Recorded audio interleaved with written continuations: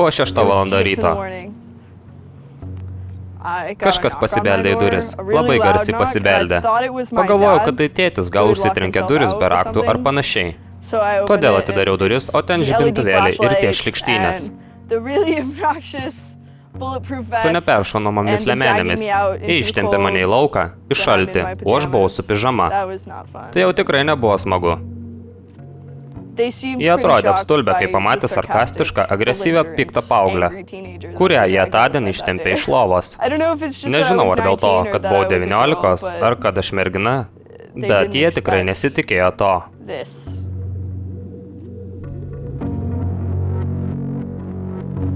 10 000 piktų vaikų, kad ir kas jie tokie yra, šiomis dienomis privertė pridėti kelnes keletą žmonių, privertė dėti kelnes galinguosius. Ir štai dėl to dabar, taip tai tyriama. Štai kodėl man pareikšti kaltinimai. Tai tiek, nes tas keletą dienų nuo gruodžio 6 iki 10 10 000 piktų žmonių įrodė valdžiai, kad jų reguliavimas, jų idėjos, jų požiūris į PayPal, jų požiūris į Wikileaks, jų požiūris į Afganistano karą, ir Egiptą, ir Tunisą, ir Libiją, niekam po velnių nerūpėjo. Jų nuomonės nebebuvo svarbios, nes ten internete buvo kažkas gerokai spardantis jų subinės. Kompiuterių programišių grupė pavadinimu Anonimas tvirtina, kad šią popietę jie perėmė Federalinio apeliacinio teismo San Franciske internetinį puslapį. Jie perėmė Senat.gov serverius, jie perėmė HP Gary. Sony teigia, kad buvo padaryta 150 milijonų vertės žala. Tokia daugybė konfidencialių failų, kurie šį vakarą dėl šių programišių yra ranka pasiekiami kiekvienam. Visa, Mastercard, PayPal situacija. Nusikaltėliai, kurie įsilaužė į Saros Polino asmeninį elektroninį paštą.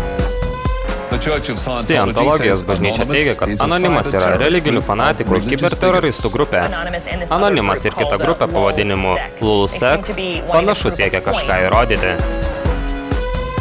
Anonimas buvo kaip didelis, stiprus, dramblotas vaikas, nepasitikintis savimi. Ir štai staiga trenkė kažkam į veidą ir pagalvojo, po paraliais aš tikrai stiprus. Anonimas vadina save galutiniu interneto valdovu ir kartais net atrodo, kad tai po velnių tiesa. Jei ruošiesi pažeisti interneto laisvės, tai jau tikrai geriau velniškai saugokis. Jie, galima sakyti, yra bjaurieji aktyvizmo berniukai. Tame yra keletas aštrių kampų, kurie, manau, yra viena iš priežasčių, kodėl jie sukaupia tiek žmonių meilės, o taip pat ir neapykantos. Jie atstovauja tam tikrą chaotiškos laisvės dalį. Individualūs, jauni, bevardžiai, beveidžiai žmonės daro geopolitinį poveikį. Ir tai suvokus darosi džiugu, tačiau tuo pačiu ir gazdina. Tai ko gero priklauso nuo to, kaip ta galia yra valdoma. Mes legionas. Mes nepamirštame. Tikėkitės mūsų.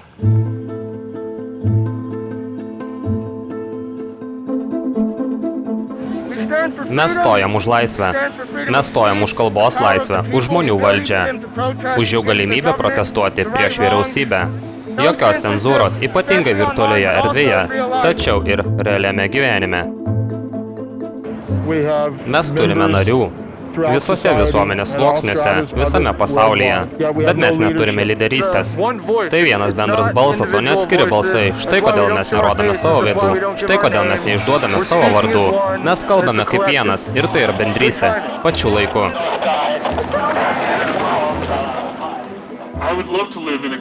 Norėčiau gyventi valstybėje, kur valdžia bijo savo piliečių, o ne priešingai. Dabar daugybė anonimo aktorių slapstosi bijodami valdžios represijų. Aš buvau visaip išvadintas. Sakė, kad tai nepatriotiška, kad mes tik būriais vaikų sėdinčių tėvų rūsyje. Mane vadina prijaučiančių teroristams. Mes buvome vadinami vaikais, mes buvome vadinami kibernusikaltėliais, mes buvome vadinami chuliganais ir, žinai, kartais tie žodžiai nėra visiškai neteisingi, bet tai yra rimtas politinis judėjimas. Neatrodo, kad kažkas visuomenėje iš tikrųjų tai suvoktų. Tai, ko jie nesuvokia, yra anonimo gebėjimas būti viskuo ir bet kuo, ir kad tai yra jo galia. Anonimas yra virtinė santykių, šimtai žmonių, kurie yra labai aktyvūs ir turi aibę skirtingų įgūdžių ir skirtingas problemas, kurias nori įveikti. Šie žmonės bendradarbiauja kasdien skirtingais būdais. Jie truputį panašus į prizmę ar kaleidoskopą. Jie turi tiek daug skirtingų briaunų skirtingose pusėse. Žinoma, kai su jais praleidi pakankamai daug laiko, pagaliau pradedi suvokti ar pajausti, kad visa tai nėra tik šiaip atsitiktinumas, supranti? Ir vis dėlto tai labai daugiapusiška, labai turtinga ir neužtrunka peraugti iš visai paviršutiniško iki labai rimto. Bobas Dylanas sukūrė dainą, kurioje sakoma, kad gyventum už įstatymo ribų privalai būti sąžiningas. Jie galbūt ir padaro tai, kas nėra techniškai teisinga. Gal ir nėra teisiškai teisinga, bet jie tai daro vedini tikslų, kurie bent jau jų galvose yra etiški. Žmonės, kurie žino, ką daro, kurie dalyjasi veidų, kurie įsipareigoja demaskuoti ir pažeminti žmogų, kurie kai kurių akimis turi labai mažai tolerancijos ir yra suvokiami kaip blogis. Ir yra dalis laiminčios galios struktūros. Jie dalyjasi informaciją, priemonėmis ir technikomis. Ir šiuo metu jie puikiai leidžia laiką. Programišių kultūra, kokią mes ją suprantame, iš tikrųjų kilo iš vienos vietos – Masačusetso technologijų institute. Buvo klubas modeliuojantis geležinkelius. Programišių veikla pirmiausia buvo humoristiniai pokštai, kai vyrukai iš MIT užkėlė Volkswageną ant pastato kupolo, o žmonės prabudę ryte pamatė ten kabančią mašiną, ar kai jie išmatavo tiltą žmogaus ilgiais, sakykime, jo vardas buvo Brianas. Ir išaiškėjo, kad virš Čarlzo upės, žinai, yra 822 Brianai. Tai tiesiog smagus dalykėliai, štai kaip atsirado programišiai, kurie tada persikėlė į inžineriją ar kompiuteriją. Tai iš tikrųjų, tai yra tik pokštai. Iš esmės, Microsoft ir Apple, abiejų pati pradžia buvo kompiuteriniai nusikaltimai. Billas Gatesas pavogė beveik visą MS-DOS. Steve'as Jobsas kūrė dėžutes, kad apsuktų telekomunikacijų kompaniją. Man visuomet atrodė, kad programišiai netiesiogiai yra politiški. Programišiai, nesvarbu, jie tai ar suvokia ar ne, tai viešina ar ne, daro pareiškimus apie tai, kaip mes turėtume elgtis su informacija. Po keleto metų, kai buvo išleista mano knyga, vienas žmonių, apie kuriuos rašiau, Richardas Stallmanas, staiga tapo labai viešai politiškas ir atviras. Apie atvirą programinę įrangą, jis teigė, kad tikintis, kad programinė įranga turėtų būti laisva. Laisva kaip laisvė, bet nemokama. Kaip koks alus, kaip tada jis pasakė. Už to susipainios ar ne, tačiau yra politinis impulsas. Haktivizmo terminas nukaldintas grupės pavadinimu negyvosios karvės kultas. NKK įdomiai bendradarbiavo su kita grupė Loftu. Iš tikrųjų, tai buvo 3 nariai, kurie priklausė abiejoms organizacijoms. Mums pavyko pastebėti, kad jei jie padarydavo kokį rimtą saugumo tyrimą, jie atlikdavo Lofto vardu. O jei jie darydavo kokius paikus, triukais paremtus veiksmus, tai jie darydavo NKK vardu. Nes iš esmės NKK buvo labiau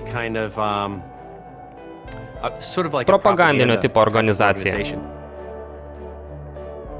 Jie netgi turėjo vyruką, kuris buvo propagandos ministras. Tai buvo linksmi pokštautojai.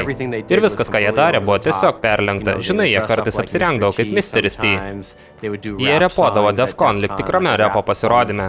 Vienas iš tų vyrukų, man atrodo, jo vardas buvo T-Fishas, čiulbančios žuvelės sutrumpinimas. Įtvirtino terminą haktivizmas, nes jis pastebėjo, kad vienas iš tų dalykų, kuriuos darė jo grupės nariai, buvo kurti programinę įrangą, kurią galėtų naudoti žmonės kitose šalyse, norėdami saugiau komunikuoti. Net jų valdžia jos išsekdavo. Taigi, principas iš tikro buvo išraiškos laisvė, kad kiekvienas turėtų prieigą prie interneto, kiekvienas turėtų galimybę bendrauti ir skleisti savo žinią internetu, netgi svarbiausiose šalyse, kuriuose vyrauja represinė santvarka. Ir jei tu pasakai kažką prieš santvarką, jie gali tiesiog atvykti ir pagrobti tave iš tavo paties namų, kad tu daugiau niekam nieko nebesakytum. Pradėti tikriausiai reikėtų nuo to, kas dažnai vadinama virtualiaisiais streikais, kurie dažniausiai naudoja paslaugų ribojimo atakas. Paslaugų ribojimas naudojamas jau kurį laiką. Jam tolygu, jei pavyzdžiui, tu dėl kokios nors priežasties užsimanytum sužlugdyti autobusų paslaugas. Tau tai reikėtų pasamdyti kokį 1000 žmonių, kurie nueitų ir sustotų į eilės autobusų stotyse ir liptų į autobusus, o tie, kuriems iš tikrųjų reikėtų patekti į tuos autobusus, to padaryti nebegalėtų. Tai taip paprasta. Tuo metu, kai nustojo stengtis pasiekti tinklalapį, jis atsitraukė, taigi nėra jokios ilgalaikės žalos. Ši taktika buvo naudota nesuskaičiuojamo kiekio grupių. Ko gero, pati populiariausia iš jų buvo elektroninio trikdymo teatras.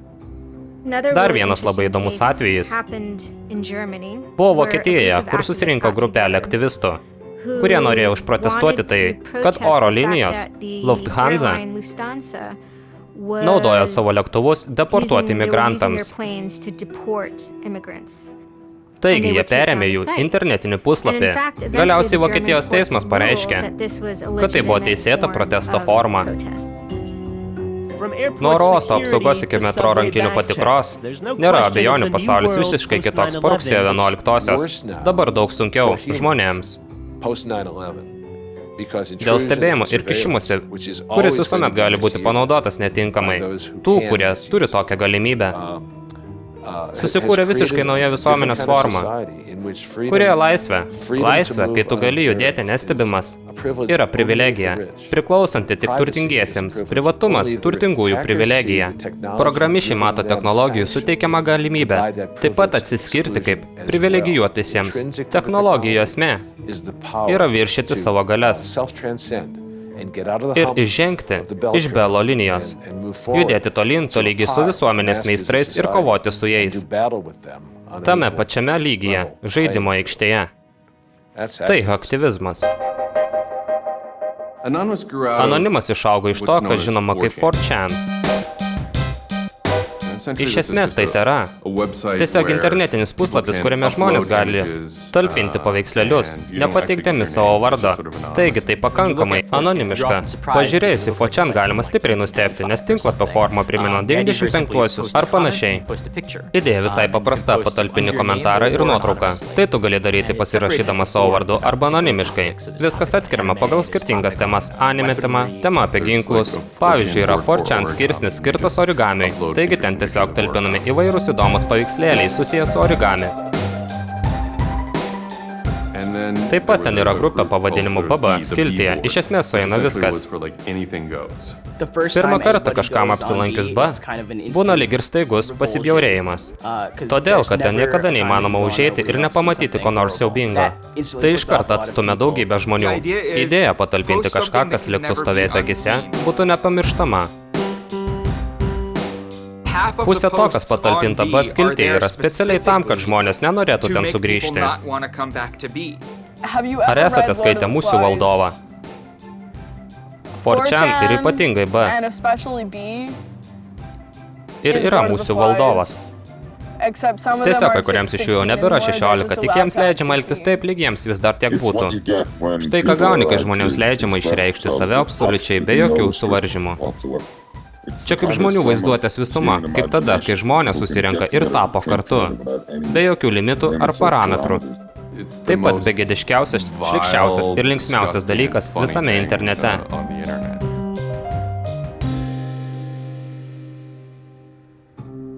4chan įkūrė Krisas, laisvasis pilietis, Pūlas, kai jis dar buvo visai jaunutis, gal kokių 15. Aktyviaisiais 2000-aisiais. Įsikūrė 4chan, nes buvo didžiulis japonų animacijos gerbėjas. Krisas laisvasis pilietis. Pūlas yra pats mieliausias vaikis, kokį įmanoma sutikti. Jis mažutis ir turi tokių įdomių savybių. Ir štai jis valdo patį šlykščiausią internetinį puslapį visame pasaulyje. Mano nuomonė, 4chan bendruomenė tokia intriguojanti dėl to, kad tai atvira vieta, kaip sakiau, ir ji visiškai neapdorota, neperfiltruota. Ir tokie internetiniai puslapiai žengia dinozaurų keliu. Jiems iškilusi grėsmė, nes mes judame į priekį link socialinių tinklų. Judame link pastovios asmenybės. Judame, žinai, iš tikrųjų prie privatumo trūkumo. B-skiltis yra visiškai Facebook priešingybė. Facebook'e tu turi būti tas, kas iš tikrųjų esi. Ir ten kaip ir vyroja vienas modelis, kad tu esi kažkieno draugas. Juk taip? Tačiau 4chan'e tu esi absoliučiai anonimiškas niekas. Didžioji anonimiško bendravimo dalis, nors ne visai visa, yra bjauri. Iš dalies tai vieta, kur žmonės gali būti nuoširdūs. Vienas svarbiausių dalykų 4chan yra sukurti sprogimą, kuris tęstosi kuo ilgiau. Jei tai nepavyksta, tai pradingsta. Tai puslapis, kuris nearchyvuojamas. Taigi taip atsiranda sąlygos. Bet kam, kas kažkuriame lygmenyje patraukia dėmesį. Humoras ar groteskas tam puikiai tinka. Aš ko gero mieliau išlikčiau anonimas per interviu, nes jau yra paviešinta nemažai mano asmeninės informacijos. O čia nėra vieta, kur anksčiau lankydavausi. Aš ten augau ir gyvenau. Aš ten lankiausi dėl pramogos. Reikia storos odos, kad galėtum tą vietą mėgautis, bet žinai, jei tik pats neįsižeidai karts nuo karto, užtiksi kažką tikrai kieto ar kūrybingo ten, po čia. Manau, pats įdomiausias dalykas yra tai, kad gali stebėti, kiek stipriai kinta memai. Vieną dieną pamatai kažką patalpintą, o po savaitės tai jau turi 50 000 variantų. Memai iš esmės yra tiesiog idėja. Tai lyg ir genas, tiesiog idėjos srityje. Yra daugybė internetinių memų, kuriuos visi žinome ir mylime. Juk žinote lolcats. Žinai, maži katinukai daro visokius juokingus dalykelius ir tada atsiranda I can have cheeseburger.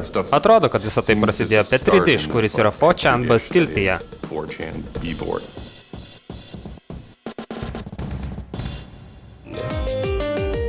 Pasakyk tai viešai ir tu išprotėjęs, šokoladinis lietus. Pasakyk bet kokį memą iš praėjusių 6 metų ir garantuoju, jis arba pirmą kartą buvo patalpintas 4chan, arba bent vienas pirmųjų jo peržiūrų to, kas tapo tuo, ko tapo buvo 4chan. Matau, kad maisto situacija yra suknista, todėl aš jau keliausiu. Tai geriausias pagrindas plisti. Internetiniai kultūrai, kiek man teko pastebėti. Perskaityk savo kaiminystės draudimo įkainius. Šokoladinis lietus. 4chan taip pat yra puikiai žinomas dėl trolinimo meno. Trolinimas yra prakeiktas menas. Trolinti tai asmenys, su kuriuo bendrauja. Kaip įmanoma labiau užknisti ir sunervinti. Be jokios priežasties, tik dėl savo malonumo. Gal tu stengiasi iliustruoti savo mintį, bet dažniausiai tai tiesiog tik dėl malonumo. Jiems smagu, kad žmonės mano, jog internetas yra rimtas reikalas. O jei žmonės mano, kad internetas yra rimtas reikalas, tai jau trolių darbas paversti jų gyvenimus košmaru. Anonimo idėja pirmiausiai kilo kaip juokelis. Turiu omeny, kad kažkas pasiūlė. O jei visas tinklapis, jei visas 4chan, jei B. Tai yra tiesiog vienas asmo ir jei tas vienas žmogelis pasivadinęs anonimu, tiesiog sau sėdi kažkur, o visi tie komentarai, kurios skaitai yra patalpinti to paties vieno vyruko. Ir iš tikrųjų, iš pašaliečio perspektyvos kartais taip ir atrodo. Turiu omeny neįmanoma nustatyti skirtumą. Fox žinios paruošė labai garsų pranešimą apie tai. Jie vadina save anonimu, jie yra programišiai naudojantis steroidus. Besielginti su internetu lyg su tikro gyvenimo video žaidimu, užgrobdami tinklapius, įsilauždami į MySpace paskyrą, griaudami nekaltų žmonių gyvenimus. Jei bandysi atsiginti, geriau saugokis. Žlugdyti, mirti, pulti. Grasina gauja kompiuterių programišių, besivadinančių anonimu. Turėjau 7 skirtingus slaptažodžius, bet jie juos visus perėmė. Anonimas įsilaužė jo tinklalapį ir užgrūdo jį gėjų sekso nuotraukomis. Jį paliko mergina. Ji pamanė, kad aš ją išdavinėju su vaikinais. Kiek aš galiu prisiminti, anonimas yra padaręs nemažai nepadorių dalykėlių dėl juoko. Bet žinai, tai dalis kultūros. Mes gauname tai, ką vadiname lulz. Lulz – tai iškraipytas kitas trumpinys lol, reiškiantis garsiai juoktis. Anonimas atlikdamas įvairius pokštus gauna daug lulz. Pavyzdžiui, sujaukiant internetinius vaikų žaidimus, tokius kaip Habbo Hotel. Habbo Hotel buvo tokia internetinė bendruomenė, kur kiekvienas asmuo turi vartotojo paveikslėlį, avatarą ir vaikštinėja aplink, bendrauja su žmonėmis, tai kaip ankstyvoji World of Warcraft versija, ar Second Life, ar kokio kito iš tų virtualiųjų pasaulių. Ką B žmonės padarė, tai prisijungė prie Habbo Hotel, sukūrė tūkstančius avatarų, kurie visi turėjo tą patį atvaizdą. Juodaodžio vyruko su didelio afro šukuosena dėvinčio juodą kostiumą. Taigi ten atsirado tūkstančiai tų žmonių, juodaodžių vyrukų juodais kostiumais, vaikštinėjančiais tame pasaulyje. Ir jie darydavo tokius dalykus, kaip kad, pavyzdžiui, suformuodavo svastiką iš savęs. Aš manau, kad tai buvo tikras orientyras, nes tuomet jie pastebėjo,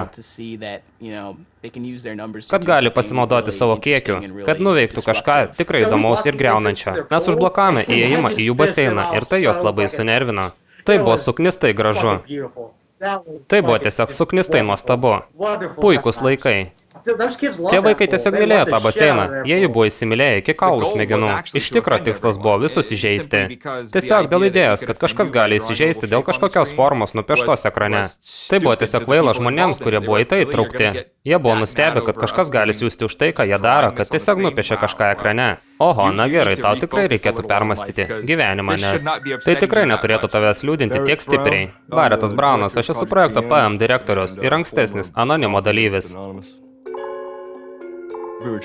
Mes nusitaikėme į furus, kurie tai yra subkultūra žmonių, kurie, kaip žinia, erzina daugelį žmonių 4chan dėl savo gebėjimo būti erzinančiais.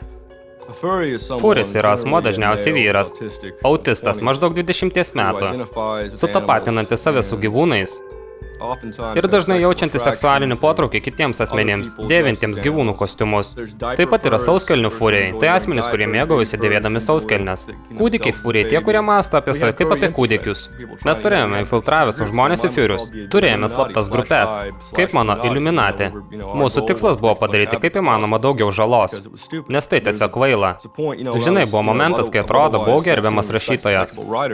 2007-aisiais, kai buvo išspausdinta pirmoji mano knyga, bet vakarus aš leisdavau Second Life tame didžiuliame virtualiame pasaulyje, skrajodamas virtualiu erdvėlaiviu, ant kurio užrašyta pedarastybė durnybė šūdas su afro šukuosena ir mėtydamas virtualias bombas ant mažų kaimelių ar vykstančių koncertų, mojuodamas milžiniškais peniais. Ir tai buvo pats linksmiausias laikas per visą mano gyvenimą.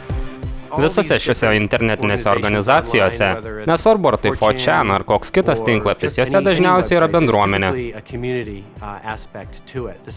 Ten žmonės kūrė savo socialinius santykius, ten jų draugai, ten jie talpina visą savo kūrybinį turinį ir visi šie aspektai susijungia grupėse, tokiose kaip Anonimas, kuriuose žmonės pasijunta, lyg būtų kažko didesnė dalis ir gali išreikšti save tos grupės viduje. Yra tam tikri žodžiai, frazės. Tam tikri būdai, kaip žmonės reaguoja, tam tikri paveikslėliai, kurie yra talpinami, kurie sukūrė tam tikrą struktūrą, o ta struktūra, spėju ir buvo to, kas dabar yra Anonimas pradžia. Tai panašu į masonus, tik su humoro jausmu. Jie turi bendrą simbologiją ir vienas iš pagrindinių jų džiaugsmų. Tiesa, kiek užslėptas yra faktas, kad jie gali atpažinti vienas kitą pagal tuos simbolius, pagal tas frazes. Daugiau nei 9000. Pamečiau savo iPodą. Mudkips.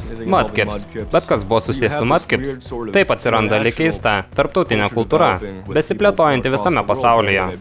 Vėlyvaisiais 2006 ir ankstyvaisiais 2007 viskas po truputį pasikeitė. Užuot tiesiog talpinę didelį kiekį įvairios informacijos ar tiesiog komentarų, mes visi prisijungdavome prie kokio nors tinklapio ir patalpindavome kalną šlykščių komentarų prieš ką nors. Sveiki, tai Halo turnerio šou. Jie pasičiupo vyruką vardu Helas Turneris. Mes buvome diskriminuojami, todėl kad esame baltaodžiai. Helas Turneris yra neonacis, kuris buvo pakankamai populiarus internete ir ten talpindavo savo laidų įrašus. Manau, kad 14 pataisa nebuvo teisingai patvirtinta ir aš vis dar manau, kad nieko čia blogo. Amerikoje turėti vergų negrų. Pirmą kartą išgirdau apie Helą Turnerį, kai jis pradėjo kabinėtis prie kažko 4chan. Jis tiesiog buvo tikras šiknius, neblogai žinomam vartotojai. Todėl dėl linksmumo mes pradėjome trolinti. Manau, tuomet nusprendėme, kad mes turėjome aukštesnį moralinį pagrindą, kuris mums leido patraukti žmonės į savo pusę. Jis juk buvo suknistas neonacis. Tiesiog negalima būti neonacių modernioje visuomenėje. Ir vis dėlto yra gal milijonas neonacijų. Tačiau jis pradėjo kabinėtis prie mūsų bičą, o mes privalėjome apginti savo bičą. Ir tiesiog jau taip atsitiko, kad jis buvo neonacis. Taigi tai buvo net didesnė priežastis, kodėl jis buvo toks sušiktas šunsnukis. Ir tada prasidėjo, velniop tą rasistą, padarom tai. Taigi aš prisijungiau ir kai kam paskambinau ir savo žaidžiau jo tinklapyje, komentuodamas, susirašinėdamas ir talpindamas tai, kas ne. Kas tu toks, iš kur tu skambini? Olia, čia Pedras, skambinu iš San Diego. Ispaniukšti, nekalbėk, neskambink į mano laidą. Tu šlikštus ispaniškas gyvuly. Pradėjo naują integracijos programą, kuria siekiama tikslingai sumažinti standartus, kad būtų galima priimti kuo daugiau juodžių ir paįvairinti universitetų aplinką. O per ateinančius 5 metus jie planuoja priimti jų daugiau nei 9000. Jis buvo tiesiog siaubinga asmenybė radijoje, kuris sugebėjo lengvai susidoroti susidoroti su skambučiais. Jis galėjo lengvai atlaikyti anonimų išsidirbinėjimus, o tai viską padarė tik dar įdomiau. Tai pasidarė lyg koks iššūkis. Jis nebebuvo tiesiog kažkoks vyrukas, kuris lengvai pasimestų ar tiesiog nustotų atsiliepinėti telefonu. Aš nelabai suprantu, ką tu bandai tuo pasakyti. Aš sakau, kad esu įsitikinęs, jog Barackas Obama yra genetiškai nepajėgus susitvarkyti su galia, reikalinga valdyti pačią sudėtingiausią tautą pasaulyje. Štai ką aš bandau pasakyti. Ir aš manau, kad dalinai jis nėra tam pajėgus dėl jo prastesnės rasinės genetinės klasės. Ar dabar tau pakankamai aišku? Ne, tu vėl nusukai temą. Palauk sekundėlę. Tu manęs klausai. Halo turneris nebuvo pirmasis, kuriam anonimas pridarė žalos. Tačiau dėl aplinkybių visą tai pasidarė reikšminga. Jie perpildė jo svetainę. O tai jam kainavo tūkstančius mokesčiams. Mes perpildėme jo serverius netikros informacijos paketais. Ir galiausiai dar atsigrebėme su jo realiame gyvenime. Nusintėme nesuskaičiuojamus kiekius picų jo namų adresu, užregistravome jį palidovo paslaugoms. Craigslist nusintėme kalnų statybinių medžiagų jam į namus, už ką jis galiausiai vis tiek buvo priverstas susimokėti. Ir galiausiai mes sugriovėm jo galimybę apsimokėti savo radijo laidą. Tai pašalindami jį iš interneto, jis buvo velnioniškai persiutęs. O tuomet jie susirado tikrų programišių. Kad jiems padėtų, tai nebebuvo kažkoks pokštas, jie iš tikrųjų galėjo prisijungti prie Halo turnerio asmeninių serverių. Prie jo elektroninio pašto serverių jie rado nemažai įdomių elektroninių laiškų, kad jis buvo FTB informatorius. O jei tu esi dešinysis neonacis, tikrai nėra pats geriausias atvejis, kuo galėtum būti. Ir akivaizdu tai, kad jis FTB informatorius. Taip pat jo reakcija, jo šūdino reakcija į išpolius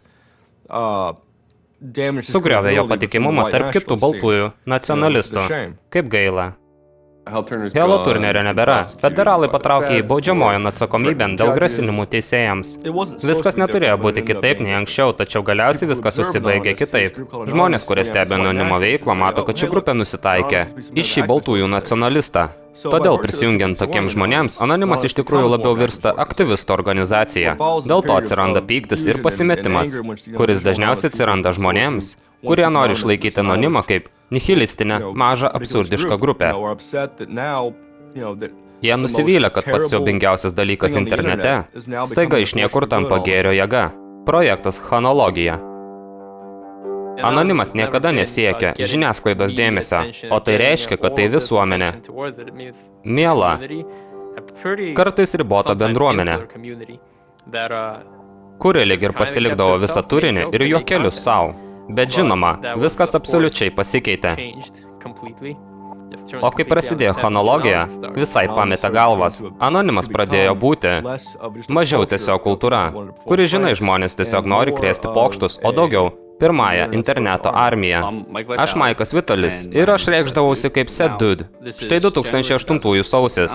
Anonimas dabar stiprus, žinai, mes nebesame ta mažytė menkavertė suknista grupė. Tai milijonai žmonių visame pasaulyje ir mes stebime. O tada įžengė Scientologija su didžiuliu taikiniu savo ant krūtinės. Buvo paviešintas vaizdelis su Tomu Cruzu, kuris turėjo būti kaip ir vidinis Scientologijos vaizdelis, kuriame kalbama apie Scientologijos paslaptis. Būnant Scientologu, kai važiuoji pro ką tik įvykusią avariją, nėra tas pats kaip kitiems. Kai važiuoji pro šalį, suvoki, kad privalai kažką daryti. Nes žinai, kad esi vienintelis, kuris iš tikrųjų gali padėti. Jis pasakoja apie tai, kad esi vienintelis, kuris gali sustabdyti blogus dalykus, kad čia neįvyktų. Iš to buvo gana plačiai tyčiajimas internete. Tai pasklido lyg laukinis gaisras. Nėra jokio kito būdo man, tiesiog. Žmonėms tai pasirodė juokinga ir paika. Scientologijos bažnyčia pasitelkė savo teisininkus ir pradėjo grasinti tinklalapiams. Teisiniais ieškiniais, jei jie neišims vaizdelio. Greitai Scientologai paskelbė DMCA. Skaitmeninio amžiaus autorinių teisių aktą. Ir tokiu būdu, jei tau priklauso koks nors turinys, gali nuėjęs įvairius talpinimo tinklapius priversti išimti informaciją ir turinį. Taigi, Scientologija amžinai nesutarė su internetu, amžinai stengiasi legaliai susidoroti su žmonėmis, kurie išsidirbinėja. Jie visada tai darydavo ir štai jie vėl bando tai padaryti. Tačiau žinai ką? Anonimas tai pamatė ir pasakė: vyručiai, jūs stipriai susimovėt, jūs bandot cenzūruoti internetą. Bandot atimti iš anonimo juoką, o taip nesielgiama. Gregas Hušas ir tie kiti žmonės Nusprendė, kad jie gali pažaboti anonimą šiuo atveju besitaikantį į Scientologiją. Labai greitai keletas žmonių po čia ant paskelbė, mes turėtume pagriebti tą vaizdelį ir patalpinti į kituose tinklalapiuose. Aš buvau vienas iš komentatorių kalbančių apie tai, kad mes susiradome originalų to vaizdelio šaltinį, pagal žmogų už tų paskirų ir panašiai. Pradėjome jį talpinti, stebėtina, kaip greitai jie pašalindavo iš kiekvieno tinklapio dėl DMCA. Mums atrodė, kad jie ko gero turėjo tiesioginį kontaktą su teisininkais ir komanda, kuri iš tikrųjų išiminėdavo vaizdelius iš visų tų tinklalapių, per kelias minutės tie dalykai tiesiog dingdavo ir šventą šūdę. Tai buvo visiškai sumauta. Po to sekė tai, kas vadinama Barbaros Streisand efektu. Vaizdelis, kurį jie bandė numalšinti, buvo visur. Visur, kur tik pažvelgsi internete, tu vis tiek rasi šį vaizdelį. Iš tikrųjų, Gawker, tinklapis, kuriam aš dirbu, manau, buvo pirmasis, kuris tai paskelbė. Ir mes įsitraukėme į didžiulę teisinę kovą su scientologais, kurie norėjo, kad mes jį išimtume.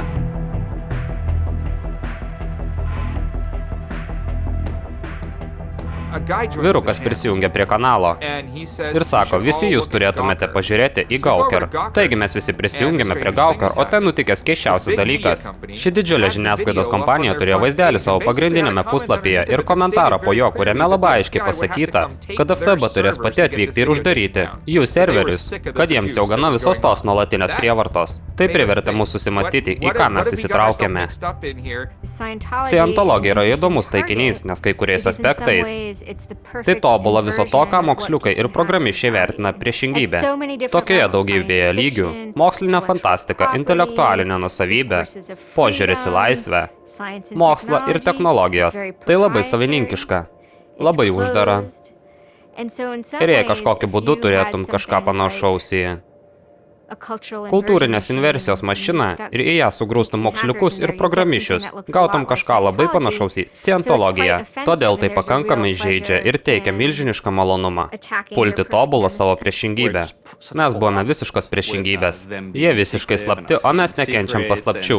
Jie tokie uždari, o mes žinai juk, bet kas gali sakyti, kad yra anonimas. Ir svarbiausia, kokie sušiktai jie susireikšminę buvo. Jie manė esą velniškai nepaliečiami. Jie manė esą, žinai, lyg kokia mažutė bažnyčios mafija ar panašų šūdas, supranti? Anonimas, dabar jam tai lyg žaisliukas. Mes priversim jūs atrodyti, kiek įmanoma kvailiau. Mus labiausiai užkabino tai, kaip Scientologija susidoroja su kritika.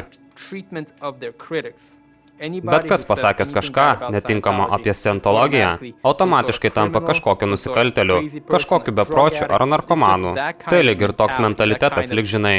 Jei kažkas pasako ką nors blogo apie tave, mes su juo susidorosim pačiu blogiausiu įmanomu būdu.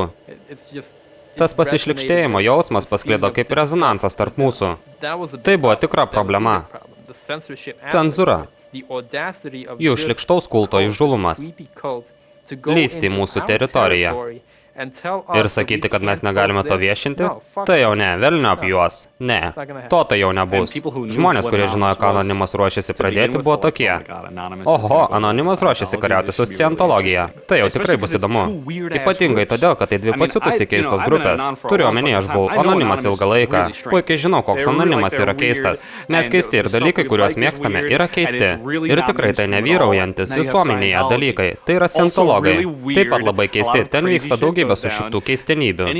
Bet kas iš išorės matęs, tai buvo lyg.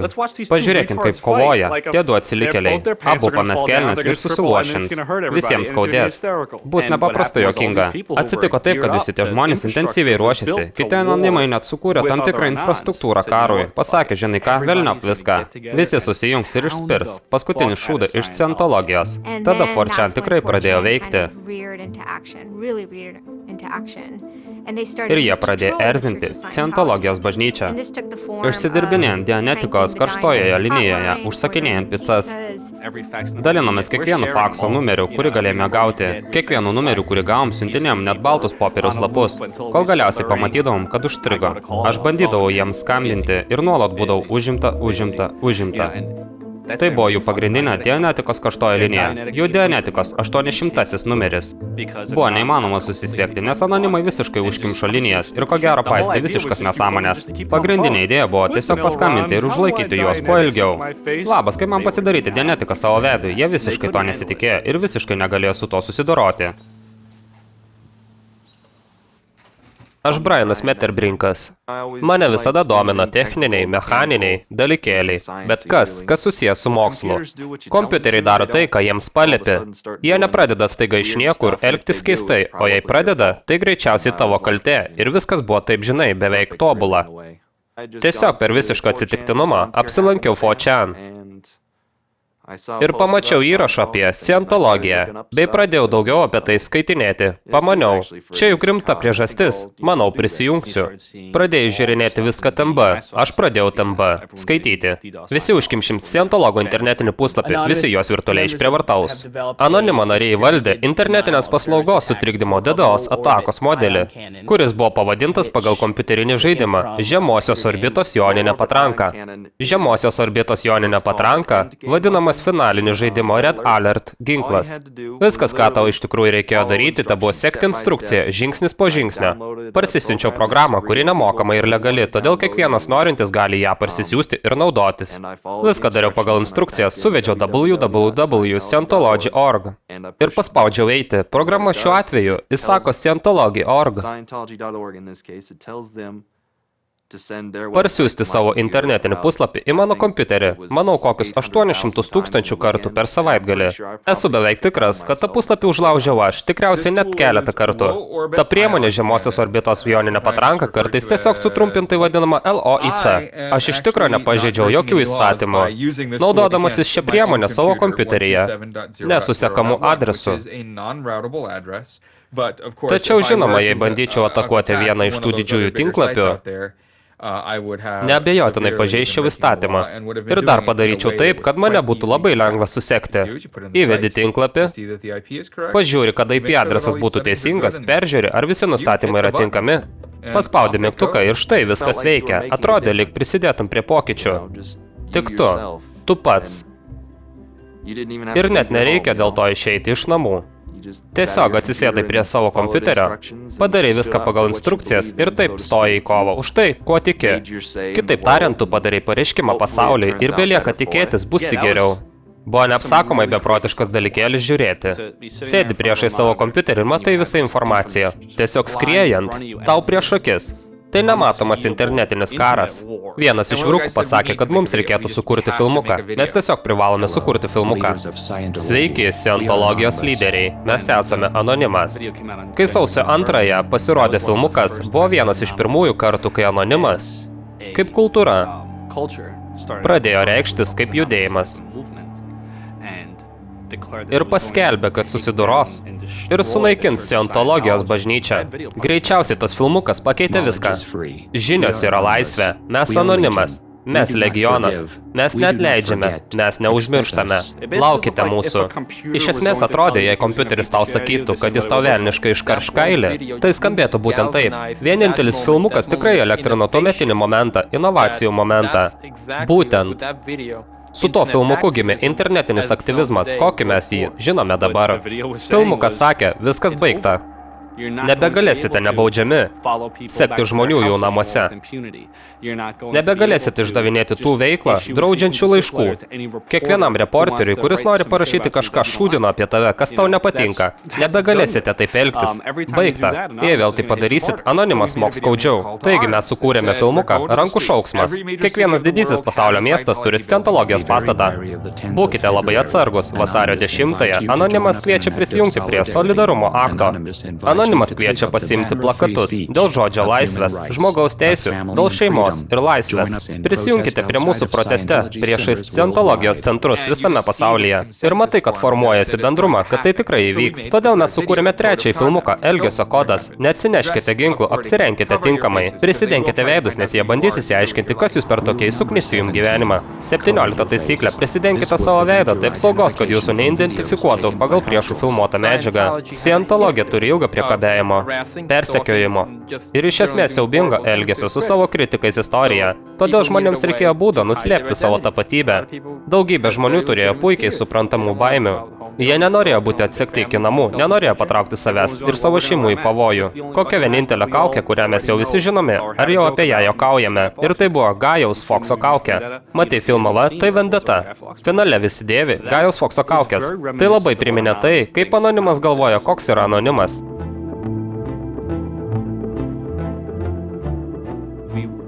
Mes norėjome kažkaip atstovauti anonimiškumą, kai jį perkelia į realų gyvenimą. Manau, kad Agajaus Fokso kaukė buvo vienas iš natūraliausių dalykų, kurie nutiko. Idėja buvo tokia, kad niekas iš mūsų nėra toks žiaurus kaip visi kartu. Yra ta didžiulė minė žmonių, kurie yra anonimas, kurie ruošiasi kovoti prieš didesnę jėgą ir laimėti. Net pažiūrėjus vaizdelį buvo, na taip, viskas puiku, bet kas iš tikro tai darys? Kas žengs pirmą žingsnį? Mūsiškiai iš tikrųjų išlys iš namų? Ir ko gero mes tikrai buvome paveikti tų stereotipų, kad visa mūsų bendruomenė yra tokie įžūlus, o neišdrįsta palikti savo mamyčių rūsio. Pamaniau, kokie 50 moksliukų iš kiekvieno miesto gal ir pasirodys dėvėdami tas kaukės, pastoviniuos kiek prieš pastatus ir išsiskirstys. Niekas nemanė, kad jie iš tikrųjų pasirodys. Tai aš pakeliui ten, nemegojau, esu sušiktai pavargęs. Prisimenu, kaip vykau į parką tądien, buvo ankstyvas rytas. Kas maniau buvo nekokia idėja. Ir aš sėdžiu, rūkau cigaretę, dairausi aplink ir suku galvą, kur po Vilnių visi kiti, čia nieko nėra. Tai štai, sėdžiu Bronkso parke. Laukiu kitų anonimų pasirodant. Prisimenu, galvojau, šūdas, nejaugi būsiu vienintelis pasirodęs parke. Nejaugi eisiu pas scientologus su kitais 6 ar 7 žmonėmis, kas visiškai sužlugdytų viso to tikslą, nes jie jų galėtų mane atskirti, supranti?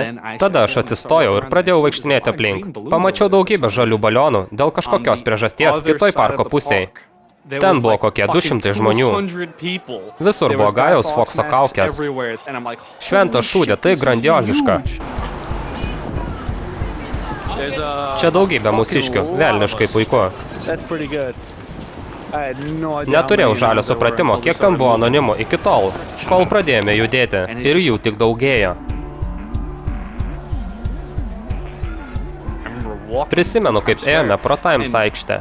Ir kiekvienas toje aikštėje buvo anonimas. Čia praeina koks 1000 žmonių per minutę. Ir kur be pažvelgčiau, visur matyti anonimo simboliai. Tai buvo suknistai pasiuteliška. Tai iš tikro buvo pasiuteliška.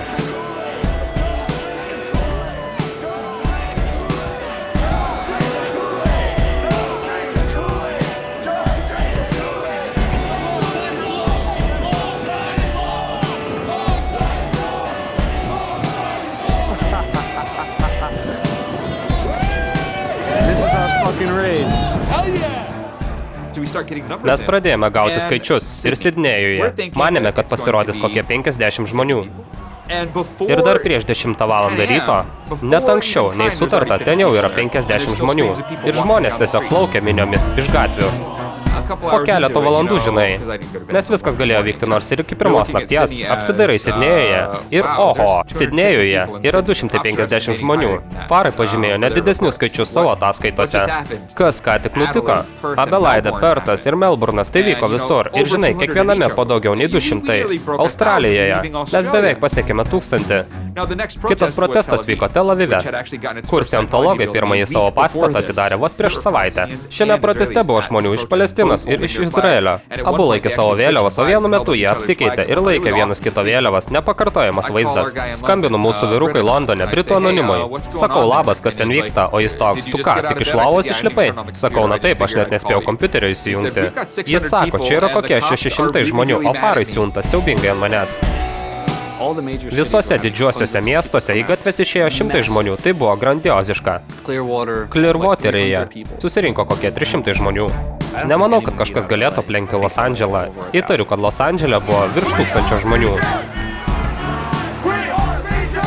Tai, kas nutiko, buvo kažkas visiškai kitokio. Šimtai žmonių iš kiekvieno miesto. Tiesiog knibždėjo gatvėse. Tai pribloškiama, net truputį baugu, bet baugu gerąją prasme. Greitai, žinai, peržingsime 10 000 ribą, o juk mes nuolat juokaudavom, žinai, kaip tame meme, daugiau nei 9 000. Tai buvo per daug surrealistiška, per daug sunku patikėti.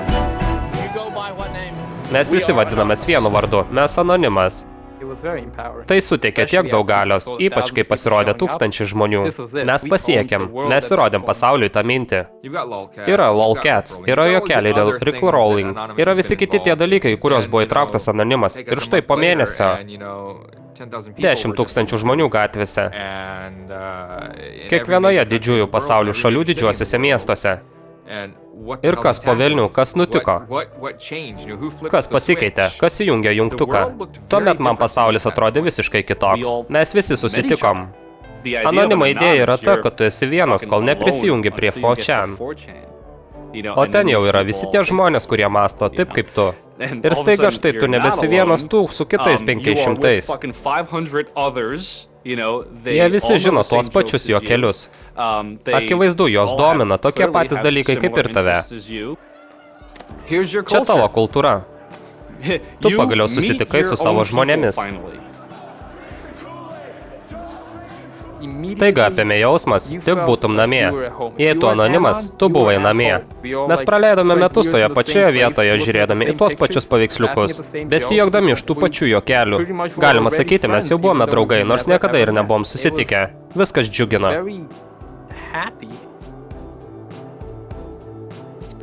Ir gal truputį stebino. Tai nebuvo tik vaikai ar paaugliai. Buvo daugybė vyrų ir moterų. Nors turbūt įsivaizduotum visai kitaip. Visi manė, kad anonimas tai pagrinde vyrų dalykėlis. Bet buvo visai ne taip, visiškai. Pasirodė labai patrauklių merginų. Žinai, buvo keletas tikrai. Tu nustebtum. Ir žinai, ten susirinko daugybė vyrukų, kuriems neįtin sekėsi socialinis gyvenimas, jie buvo siaubingai keisti. Vis dar gyveno pas tėvus, būdami 23. Ir aš tau sakau, skaičių žmonių, kurie po tų protestų su ko nors permiegojo, siekia tūkstančius, kas ko gero nebūtų atsitikę metų metus. Štai kodėl tie protestai buvo tokie svarbus. Tai buvo šansas pagaliau susitikti su kitais žmonėmis, kurie anksčiau buvo anonimai ir nežinomi. Taigi tai buvo jų anonimiškumo pabaiga. Scientologai, galima sakyti, bandė kovoti. Jie internete platina įvairią informaciją. Nors tikina esantis taikus. Mažiau nei per 3 savaitės anonimo nariai įvykdė ar paskatino 8139 priekabiaujančius ar grasinančius skambučius, 3,6 milijono piktavališkų elektroninių laiškų, 141 milijoną išpuolių prieš bažnyčios tinklalapius, 10 vandalizmo aktų, 22 grasinimus dėl bombų ir 8 grasinimus nužudyti scientologijos narius arba tarnautojus. Jie tiesiog siekia supriešinti visus prieš anonimą. Tai vienas iš dalykų, kuriuos jie tikrai sugeba daryti. Jie norėjo mane surasti ir surado. Jie nusamdė privačius detektyvus. Jie pradėjo mus fotografuoti, grasinti, kad paduos į teismą. Žmonės buvo sekami iki namų. Buvo visai įprastas dalykas, kai kažkas sakydavo, o šiandien metro turėjau pasprukti nuo kažkokio vyruko. Mačiau kažką iš Scientologijos centro ir jie mane sekė. Jie atsekdavo mus iki pat namų, bandė įbauginti mus. Jų detektyvas asmeniškai įteikė laišką su nutartimi draudžiančia vykdyti veiklą, pasirašyta labai brangaus teisininko. Ten buvo 2 žinutė, žinai, lyg, o labas, mes žinome, kur tu gyveni, žmogau, mes žinom tavo vardą ir štai tau, kai kas nuo mūsų teisininko. Šios jų naudojamos senos taktikos, kuriomis jie susidorodavo su bet kuriuo aktyvizmu, dar prieš internetą, tiesiog buvo absoliučiai neefektyvas prieš chronologiją. Dauguma tų, kurie gavo tokius laiškus, paprasčiausiai juos įsirėmino ir pasikabino ant sienos. Mačiau daugybę jų įrėmintų ir kabančių ant sienos. Maniškis guli spintoje ar diržutėje. Jiems iš tikro nerūpi pasinaudoti teisinę sistemą. Kad įgrūstų tave į kalėjimą, jie teisinę sistemą naudojasi tam, kad tave sustabdytų. Aš padariau tą žemosios orbitos joninės patrankos dalykėlį ir nuo tada aš tiesiog vėl grįžau į savo gyvenimą kokiems, galbūt 6 mėnesiams, kai FTB išdygo prie mano tėvų namų durų, kur manęs nebuvo, ieškodami manęs. 2 vyrai išlipo iš automobilio. Mačiau, kaip švystelėjo jų ginklai. Nusivilko švarkus, padėjo ginklus ant priekinės sėdynės ir atėjo pas mus klausdami, ar Brianas yra namuose. Jie paaiškino, kad yra iš FTB ir kad ieško Briano. Dar niekada nebuvau taip išsigandusi. Ir tada mano tėvai nurodė jiems, kur aš gyvenu. Jie pasirodė ir pasakė, kad norėtų draugiškai su manim pasikalbėti. Ir tai buvo pats blogiausias draugiškas pokalbis per visą mano gyvenimą. Susėdome valgomajame prie stalo ir tiesiog jie pradėjo manęs klausinėti. O aš bandžiau susigaudyti, kodėl jie čia, nes neturėjau žalio supratimo. Kol galiausiai jie pradėjo manęs klausinėti apie anonimą. Buvau mirtinai persigandusi. Turiu omeny mano sūnui. Grėsia 5 metai kalėjimo ir $100,000 bauda. Nenumaniau kokio dydžio. Nusikaltimą padariau. Maniau, kad tai kaip lengvas pliaukštelėjimas per veidą. Kokių $200 baudos nusikaltimas? Todėl tada aš jiems ir pasakiau, kad aš tą padariau. Ir viskas nuo to prasidėjo. Negalėjau net įsivaizduoti, kad maksimali bausmė už tai būtų 5 metai kalėjimo. Tai buvo labai akis atverianti patirtis. Aš turėjau šiokių tokių problemų susitaikant, su žinia, kad galiu sėsti kalėjimą 5 metams. Žinant, kad galėjau būti uždarytas, būdamas 20 metų. Pasirodė, kad tai gerokai drastiška. Aš sakau žmonėms, viskas būtų kitaip, jei jie būtų važinėję girti ir kažką nužudė. Bet jis to nepadarė. Sunku su tuo susidoroti, dar sunkiau, nes jis to nepadarė. Jis tiesiog paspaudė kompiuteryje mygtuką ir, kaip jis man tai paaiškina, tai buvo lyg tiesiog spaustų mygtuką atnaujinti. Vėl ir vėl, 800 000 kartų. Ir tai atrodo tokia smulkmena. Aš buvau antras pridaręs daugiausiai žalos, kaip pasakė scientologai. Aš iš visų buvau antras, išsiuntęs daugiausiai, todėl gavau maksimalią bausmę savo kategorijoje, metus laiko kalėjime ir metus priežiūros laisvėje. Manau, dėl to, ką padariau, gavau vieną iš pačių neproporcingiausių bausmių, apie kurias kada nors esu skaitęs ar girdėjęs. Taip, aš manau, kad tai absurdiška. Ypatingai tie metai su priežiūra. Kai man draudžiama metus laiko prisiliesti prie kompiuterio, neįsivaizduoju, ką tai turėtų išspręsti, išskyrus nebent tai, kad apsunkintų mano gyvenimą. Taigi tas kompiuteris už manęs. Mane vėl pasodintų į kalėjimą, jei nueičiau prie jo ir prisiliesčiau. Mane galima susisiekti su anonimo nariais. Jie tiesiog išpūtė didžiulį burbulą iš scientologijos religijos ir kad čia Amerika ir tu gali tikėti tuo, ko nori tikėti. Esu beveik tikras, kad jie mane iš tikrųjų prilygino KKK, naciams ar panašiai teismo salėje. Tai visiškai kitas atvejis. Labai didžiuojuosi tuo, ką jis padarė. Jis stovėjo už tai, kuo tiki, bet niekas niekada to nepaminėjo. Aš net negalėčiau pagalvoti, kad galėčiau kažką nuskriausti. Tik ne aš.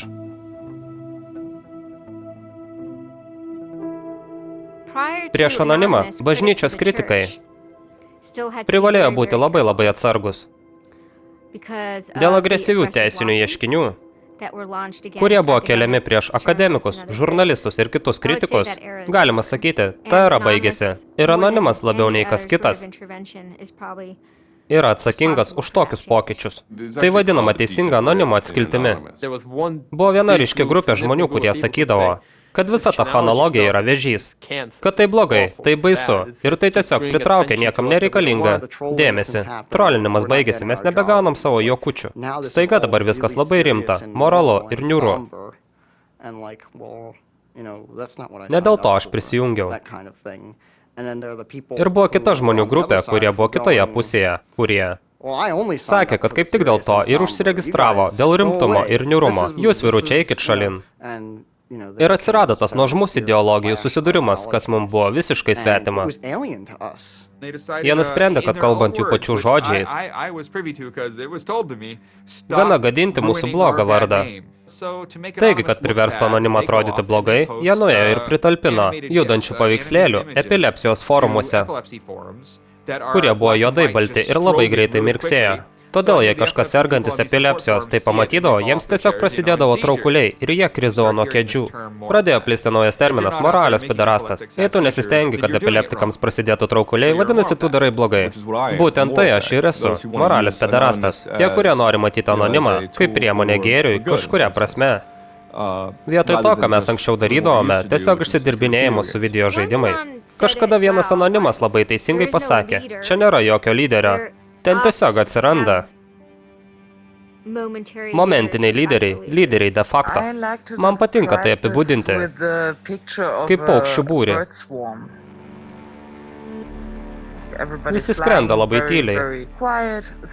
Staiga vienas paukštis pasuka skristi kitą kryptimį ir visa masė nuseka tą paukštį. Nėra nieko blogo sakyti atsiprašau, bet aš nedalyvauju. Kai fonologija veikia visa savo jėga, tai buvo lyg besiražantis vaikas. Pirmą kartą suvokęs savo tikrąją jėgą. Labiau paauglystės periodas iš tikrųjų. Bandant operaciją Bukagalvio audra.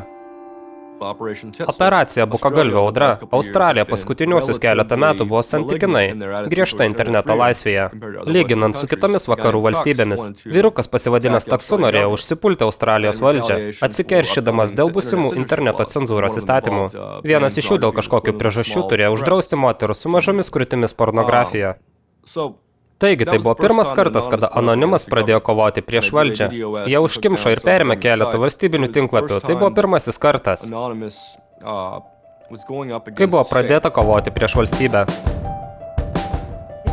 Jei paklaustumėte manęs, 2008 ir didžiąją dalį 2009 metų anonimo politika turėjo ašį ir buvo itin susieta su Scientologijos bažnyčia, būčiau atsakiusi taip. Bet staiga viskas prarado ašį ir struktūrą. Kai 2010-aisiais atsirado naujas politinis sparnas, Amerikos kinematografų asociacija nusamdė indų programinės įrangos firmą, kad jie pasinaudotų DDoS Pirate Bay, o anonimas iš 4chan pasinaudojo tuo pačiu DDoS būdu prieš pačią MPAA, kaip ir prieš kitas grupės, pavyzdžiui, įrašų industrijos asociacija. Tai supykdė žmonės dėl daugybės skirtingų priežasčių. Akivaizdu, kad viena iš tų priežasčių buvo, jog buvo siekiama cenzūruoti internetą. Kita iš priežasčių buvo ta, kad prieš tai anonimo žmonės buvo suiminėjami už dalyvavimą tokiose atakose. Pavyzdžiui, prieš Scientologijos bažnyčią ar kitus ankstesnius taikinius. Manau, kad kvepėjo netgi labai didelę veidmainystę. Tuomet atsirado naujas tinklas, nauja architektūra, kur atsirado nauja, nesusijusi viršūnė. Buvo žmonių, kuriuos siejo etika ir estetika. Ir buvo visai kitas išplaukiantis laivas.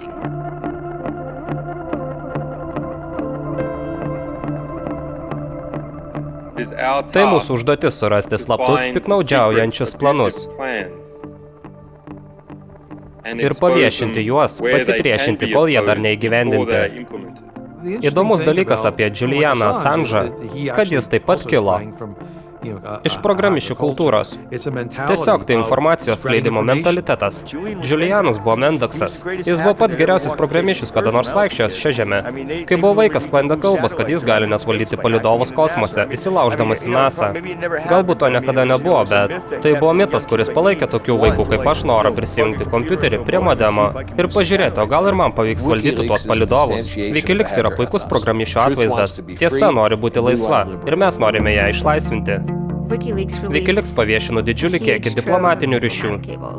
Kontroversijos pilna kiekviename visuomenės kampelyje. Wikileaks tinklalapyje paviešinta beveik 400 000 slaptų JAV failų apie Irako karą. Tai buvo didžiausias JAV slaptų duomenų nutekėjimas per visą istoriją. Diplomatiniai ryšiai atskleidžia, kad JAV seka savo sąjungininkus. Daugybė dalykų, kurie buvo suprantami, bet apie juos galbūt niekada nebūtų prakalbėta viešai. Staiga buvo ištraukti į šaltą dienos šviesą, o tai privers valdžią ir kai kurios konkrečius asmenys jaustis net labai nepatogiai. Jis pasauliui leido užmesti akį. Kaip galingasis elitas iš tikrųjų dirba. Turiu omenyje, tie žemo lygio diplomatai, besiuntinėjantis žinutės pirmin atgal, bet taip pat yra ir kita valdžios pusė, kurios beveik neįmanoma pamatyti ir tai pakankamai atveria akis. Žinai, vieną kartą paviešinus kelio gal nebėra. Mano informacija nori būti laisva ir turėtume ją žiūrėti, analizuoti ją. Svarbu, kad mes žinotume tokius reikalus. Svarbu žinoti, ką veikia mūsų valdžia. Ir jie patys nesako, kažkas turi tai padaryti. Laikas atverti archyvus. Buvo vienas konkretus momentas, kuris tikrai įžiebė liepsną. Ir tai atsitiko, kai PayPal, Mastercard ir Amazon nustojo teikti paslaugas Wikileaks.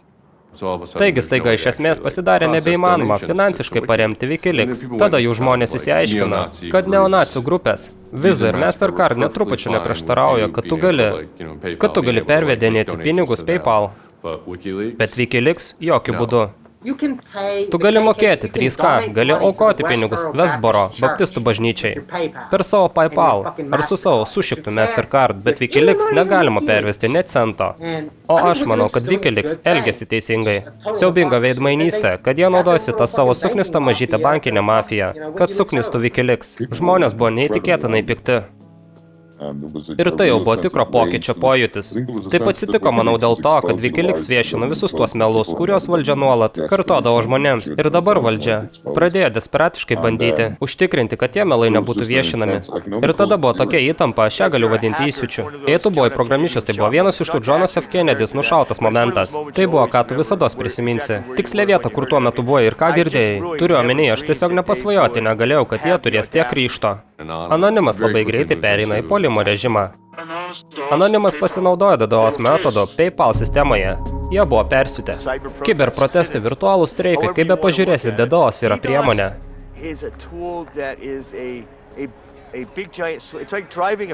Lik trenkstum kūjų per vinį. Dalyvių kiekis buvo milžiniškas. Ir jie per kelias dienas sugebėjo sustabdyti Mastercard ir PayPal svetainių darbą. Tai buvo lyg magas pagaliau atliktų triuką teisingai. Nes tu to nesitikė ir štai. Tai taip didinga. Tai buvo nuostabu. Nes žmonės pagaliau pradėjo kovoti dėl kažko. Kiek jau praėjo laiko nuo tada, kai įvyko tikrai didžiulis prasmingas protestas.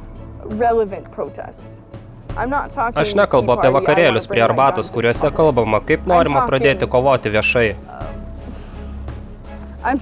Kalbu apie tai, kad 10 000 žmonių susivienijo ir pasakė, kad taip yra neteisinga ir kad jie nori ką nors keisti. Greitai po sausio 2-osios, manau, Tunise buvo užblokuotas Wikileaks. Ir Anonimas tai parėmė. Tuomet jie įsikišo. Pirmiausia, tik dėl siekio sustabdyti vykdomą interneto cenzūrą. Jie pasinaudojo DDoS metodų ir tuomet prie jų prisijungė. Kaip man patinka juos vadinti, ne internautai. Socialiniai judėjimai pradėjo neatsiejamai solidarizuotis. Mano vardas Pitas Feinas, galite mane vadinti internautų ar aktyvistų. Telekomics yra interneto aktyvistų grupė, kurie praleido didžiąją dalį paskutinių metų, siekdami išlaikyti interneto veikimą vidurio rytuose. Per tą laiką buvo pastebėta, kad Tuniso valdžia ne tik cenzūruoja ir filtruoja internetą, bet taip pat užsijama kažkokiais techniniais triukais, vagiant žmonių Facebook slaptažodžius, trinant jų įrašus, stebint ką skelbia, talpinant netikrus įrašus tokiems reikalams. Taigi, Tuniso programišiai atėjo pas mus, jie buvo Anonimo nariai, o aš net nenutokiau, kad Tunise yra Anonimo narių, taigi buvo man šokas. Jie turėjo raktus nuo kai kurių karalystės vartų. Ir taip sakant, prisikasė prie Tuniso diktatoriaus. Mes prisijungėme dėl tų Tuniso anonimų ir padėjome jiems išgauti ir išskleisti tą informaciją. O tada visą tai pasiekė Wikileaks. Tunisiečiai nuvertė Ben Ali, kuris buvo gana despotiškas diktatorius. Tai buvo revoliucija, gimusi internete. Facebook ir Twitter. Žinoma, ne jos nulemta, juk tai buvo 50 metų diktatūros kūdikis. Bet internetas tikrai stipriai prie to prisidėjo. Yra filmuota medžiaga, kur mums dėkojama, kad įsikišome.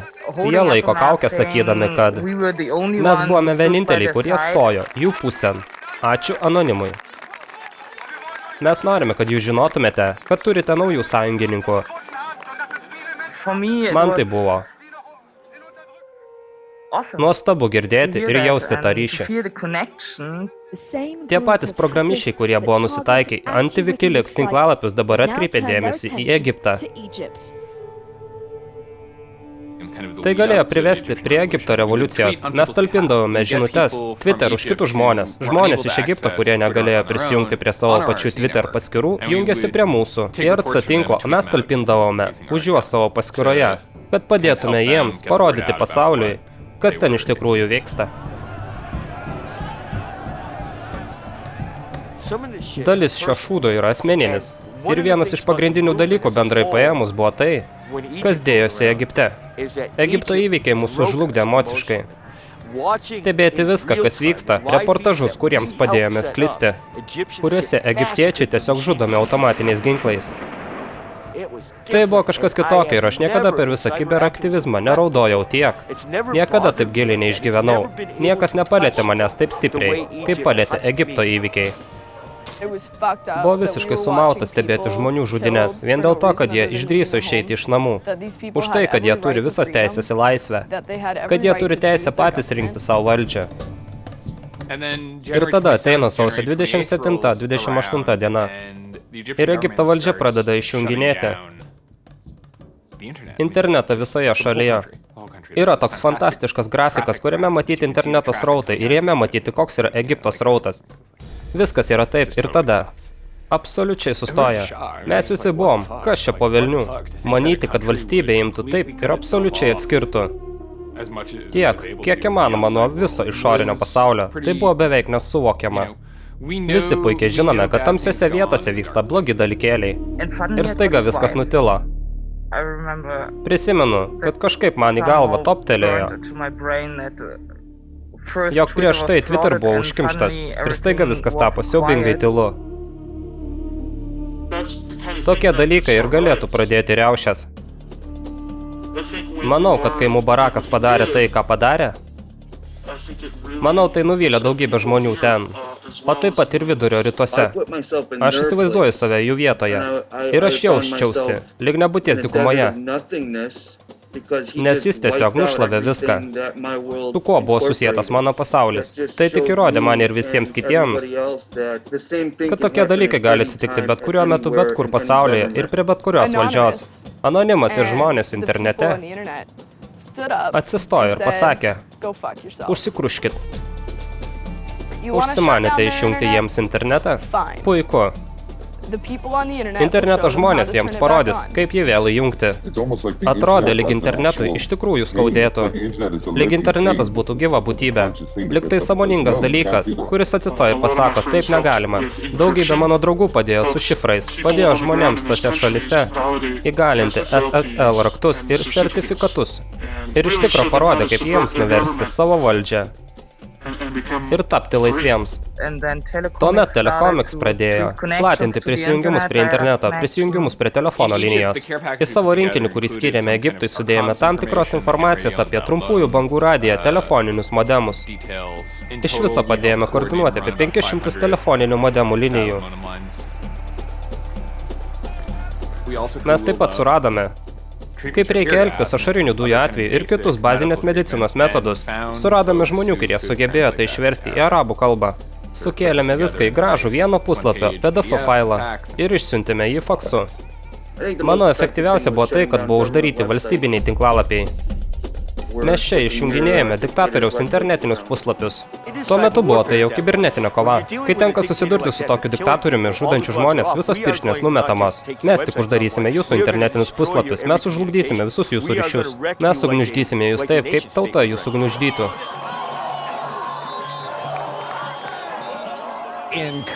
Kaire, Egipte, minios žmonių šaukia ir rėkia.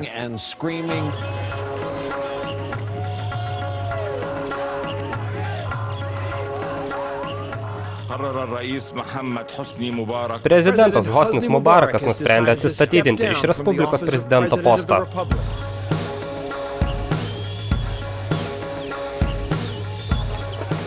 Kai Mubarakas atsistatydino, buvo vienas iš tų po velnių taip momentų.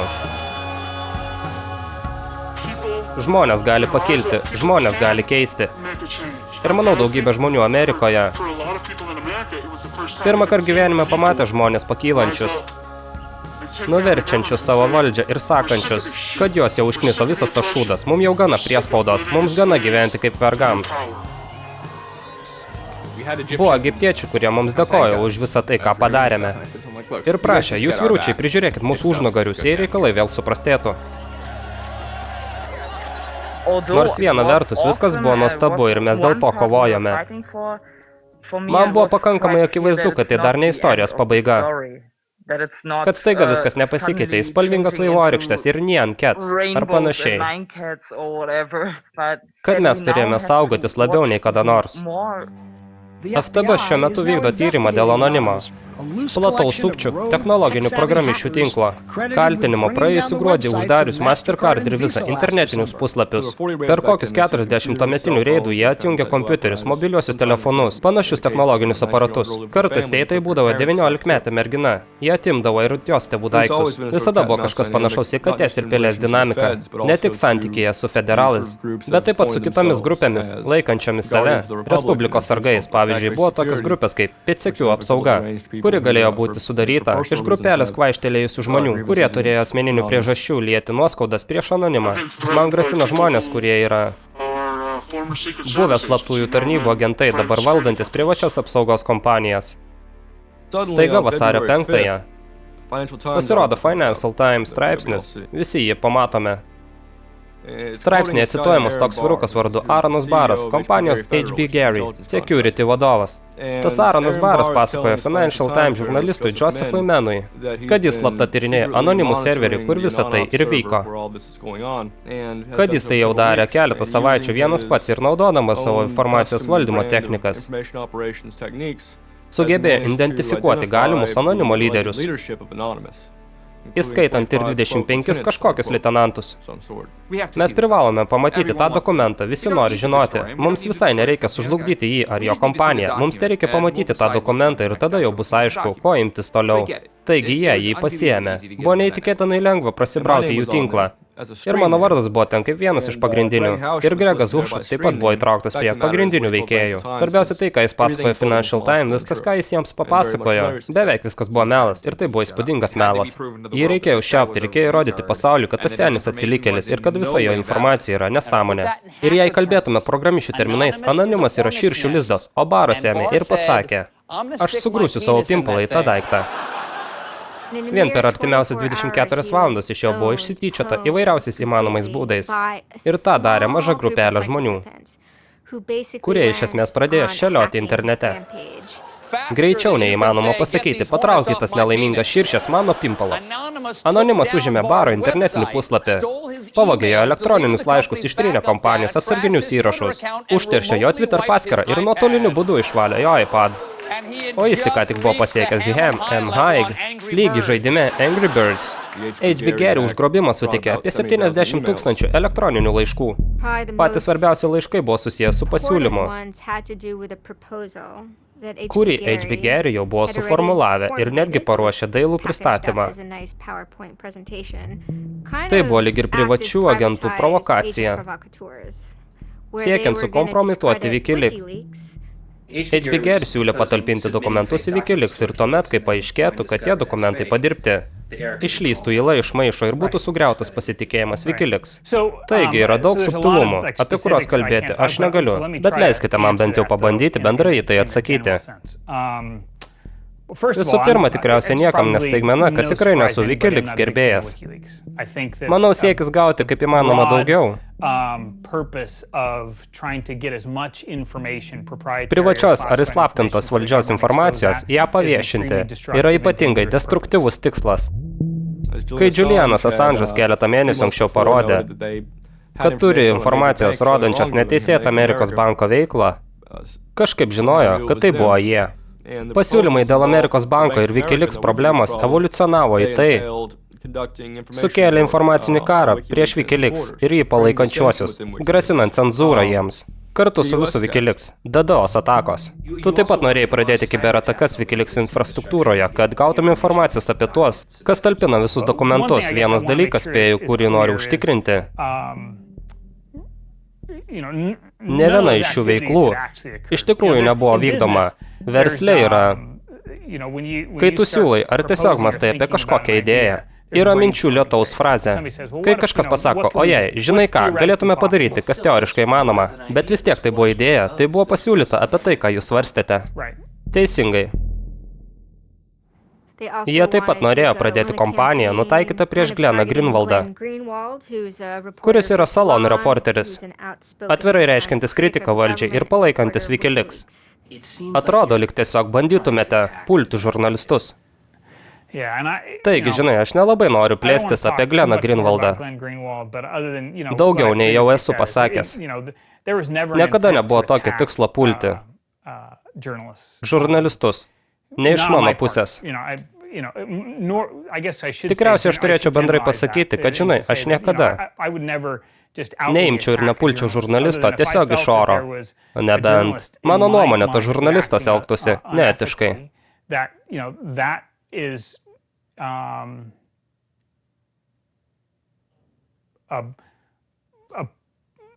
Jei jau yra vieša diskusija apie tai, sąžiningas žaidimas.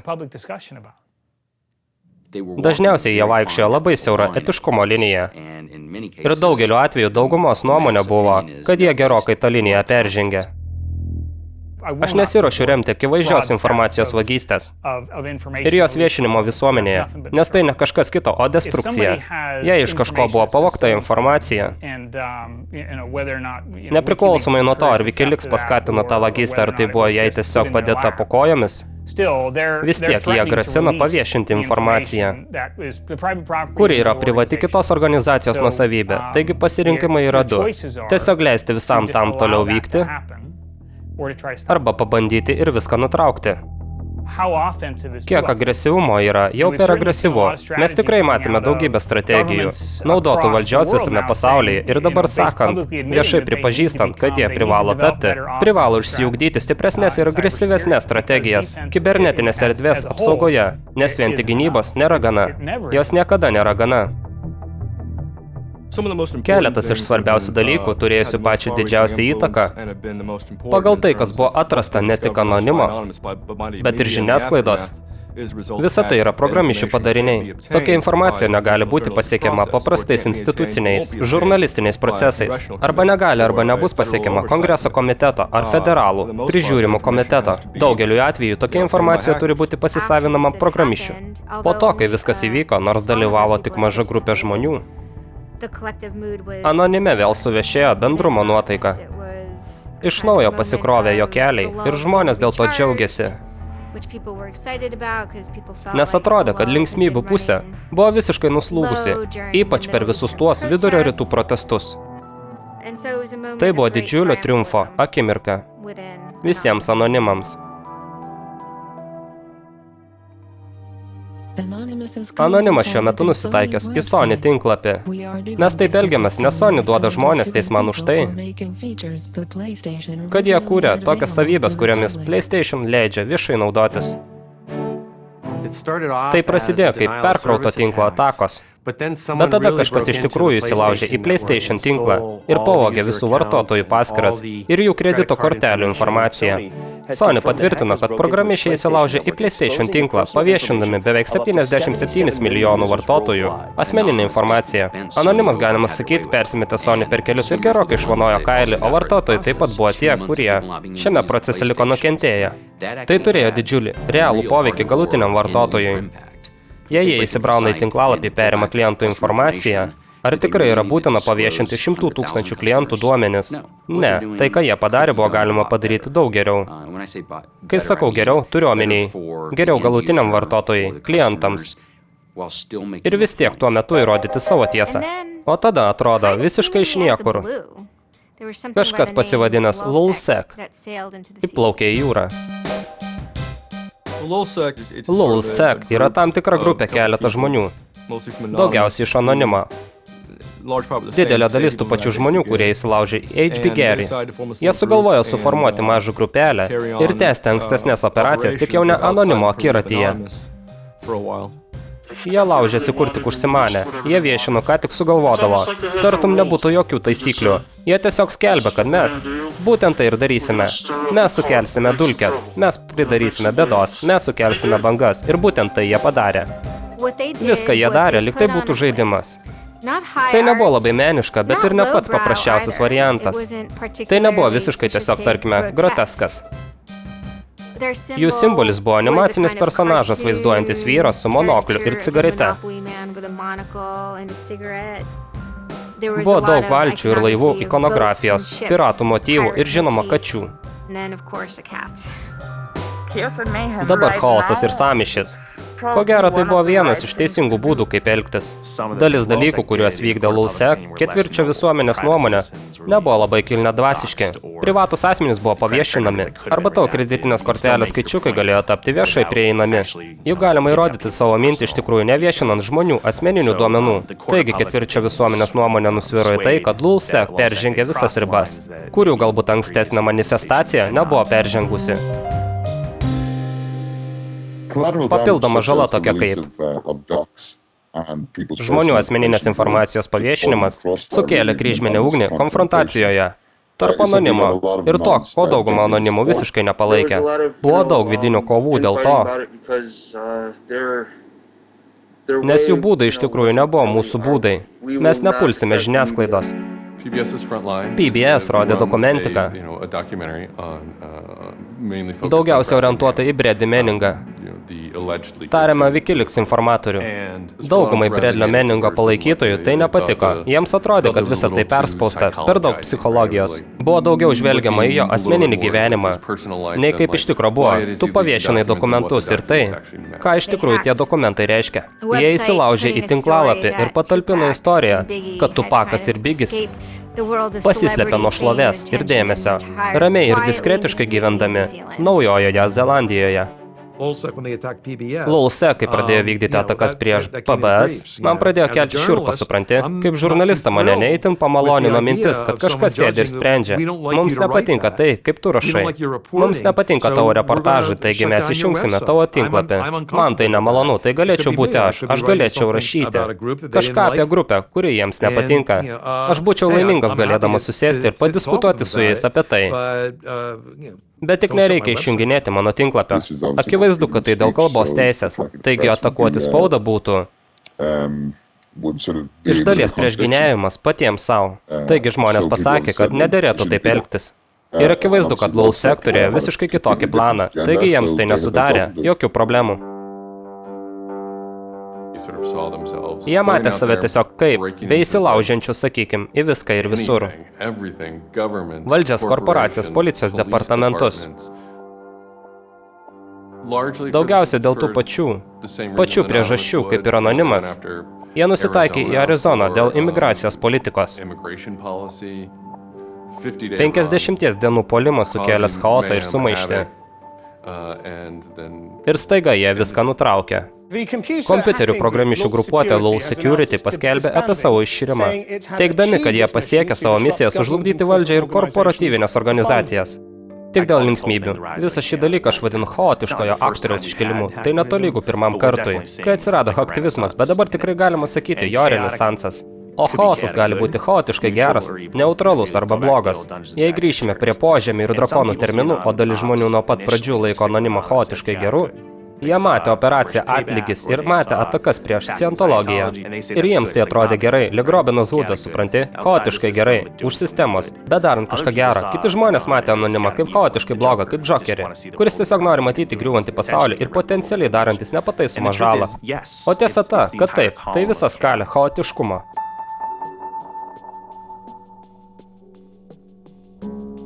Anonimas 16. Šiandien buvo suimta 16 žmonių. Daugybė FTB agentų nusitaikė, kaip įtariama laisvos programišių grupuotės narius. Apsiginklavę kratos orderiais, agentai smogė 6 namams vien Niujorke. Vakar buvo suimti asmenys įtariami atakomis prieš PayPal tinklapį. Po to, kai kompanija išjungė galimybę vykdyti mokėjimus Wikileaks, programišių gynėjai teigia, kad jie paprasčiausiai vykdė civilinį protestą, bet FTB pareigūnai jaudinasi, kad griaunamosios kiberatakos gali pasukti pavojingesnę kryptimi. Taigi, FTB pasirodo 6 val. Ryto. Ir prisimenu, kad buvau pikta ir susierzinusi. Nes nebuvo nieko, ką aš būčiau padariusi, kad reikėtų FTB kratos orderio. Jie atėjo blizgindami savo ginklais ir panašiai, trankydamiesi į duris ir jie tiesiog parteškė mane ant žemės. Aš nesistengiau su kažkuo kovoti. Teorija šiam atveju buvo tokia, kad jie, žinai, užtvindė, didelis kiekis žmonių užtvindė prieigą prie PayPal, taip sukeldamas ekonominių problemų saugomai korporacijai. Istorijos pabaiga. Čia net tapatybės vagystės, elektroninių laiškų viešinimo, teisų pažeidimo, paslaugų vagystės, verslo sužlugdymo atvejais. Tai pats paprasčiausias internetinis ar kiberstreikas. Manau, kai Barackas Obama televizoriaus ekrane pasako, reikia užkimšti switchboard, nugalėti respublikonus, pasiųsti žinę. Tada tai legalu ir net jei sutinki su galimų kaltinimų teorija, vis tiek nėra skirtumo. Tai elektroninis streikas visame savo gražume. Jei esi pedofilas, vidutinė bausmė yra 11 metų, jei esi programišius 15. Manau, tai absurdiška. Tai absurdiška turiu omeniai, gali savo eiti ir tvirkinti vaikus ir gausi mažesnę bausmę. Nei gautum įsilaužęs į kieno nors telefoną. Net jei ir priėmė, kad tai, ką sako valdžia, yra tiesa, svarbiausia yra tai, kad žmonės dalyvauja procese. Tai iš esmės ir yra procesas.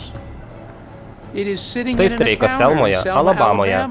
500 kovotojų už laisvę, neleidžiantis žmonėms eiti ir streikuoti prie atskirtų pietų stalų. Apie tokius dalykus rašomos knygos. Tai demonstracija už gatvės kampo sakanti daugiau jokio karo. Skiriasi tik priemonė. O rezultatai tie patys. 9 mėnesius aš slėpiausi nuo savo kaltinimų, bet jie mane pričiupo, įgrūdo į kalėjimą. Aš tai atlaikiau ir tuomet sudalyvavau naujienų konferencijoje, nes kad ir kaip tai buvo rizikinga ir prieštaravo mano advokato valiai, norėjau, kad federalai būtų vienintelis balsas šiame dialoge. Šis dokumentas teigia, kad aš programišius aktyvistas, pasauliu žinomas kaip Commanderis X. Aš esu Commanderis X. Kaltinimai toliau teigia, kad esu susijęs su globaliu internetiniu laisvės judėjimu, žinomu kaip anonimas. Aš sakau taip. Nepaprastai didžiuodamasis, kukliai lenkiu galvą, kad galiu būti idėjos vardu anonimas dalis. Niekada negalėčiau savęs lyginti su Gandžiu ar Martinu Liuteriu Kingu, bet jie buvo vieni asmenys, norintys eiti ir keisti pasaulį. O jų skleistos žinios gyvena kasdien per kiekvieną. Nepasinaudoti progą padaryti kažką panašaus būtų be galo kvaila. Aš tik norėčiau, kad mes turėtume kokias 50 milijonų Mercedes Heifer. Kaip vyrukas aš jausčiausi daug geriau, jei mano karjeros pabaigoje būtų daugiau tokių kaip Mercedes. Visada bus teisinės pasekmės, kai nuspręsi sulaužyti įstatymą. Tai yra dėl teritorijos ir būtų naivu to nesitikėti. Tik kyla klausimas, ar bausmė bus proporcinga nusikaltimui. Ir įtariu, kad tikriausiai nebus. Žmonės labai atidžiai stebės, kaip rutuliojasi tokios bylos. Kokiu pagrindu ir ar galima teismo metu nuspręsti? Ypatingai dėl perpildytos paslaugos atakų, kai tai teisėta protesto forma. Tokia didelė dalis mūsų gyvenimo dabar yra pakeista interneto. Kad laikas susimastyti, kaip mes vertiname interneto erdvę kaip vietą, kur taip pat galima protestuoti. Šiuo istorijos momentu pats gali nuspręsti, įmanomas protestas internete ar ne. Tu gali atsistoti ir pareikšti, kad kalbos laisvė tęsiasi ir internete. Mes turime teisę nebūti kontroliuojami savo valdžios dėl savo nuomonės. Tai priklauso nuo tavęs. Esi Hekofino vietoje. Ar prisimeni Hekofiną knygos pabaigoje? Jam buvo pasakyta, kad jis turi grąžinti tą vergą atgal. 2 dalykai nutiks. Pirma, teisiškai Džimas yra nuosavybė, todėl jis sės į kalėjimą. Antra, jis bus amžinai pasmerktas, degti pragaro liepsnuose, nes jis priklauso evangeliškai Misūrio aplinkai. Ir štai Hekas kiaurą naktį sėdi, rūko kukurūzų burbuolio skotą ir mąsto apie tai, o kitą rytą pareiškia, kad po velnių geriau jau keliaus pragaran. Kitaip tariant, jis atrado, kad nori būti etikos ekspertu. Reikia peržengti tos dienos teisės ir sankcionuotos religijos ribas, kad galėtum pasiekti metatiesą apimančią tiek teisėtumą, tiek teisingumą. Na, programišiai įsivaizduoja save kaip Heką, padedantį burbuolio skoto pypkę ir tariantį. Na ir gerai, aš keliausiu į kalėjimą. Na gerai, keliausiu pragaran, bet pasielgsiu teisingai. Įsivaizduoju, kad esminis klausimas, kurį jūs norite užduoti yra, ar elgčiausi taip pat. Ir nuoširdžiai sakant, daug apie tai galvojus. Jaučiu, kad elgiausi teisingai. Aš turėjau įsitikinimus, vis dar turiu.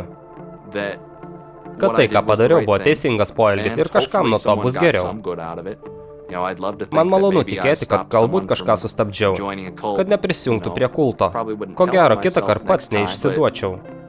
Bet nemanau, kad keisčiau kažką, išskyrus visus tuos pokalbius su FTB. Tai tik maža smulkmena, kuri viską pakeitė. Aš pykstu.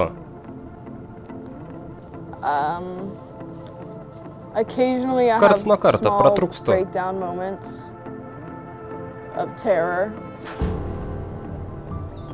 Bet aš nenustojau tikėti tuo, ko tikėjau. Nenustojau norėti kautis ir man nenustojo rūpėti.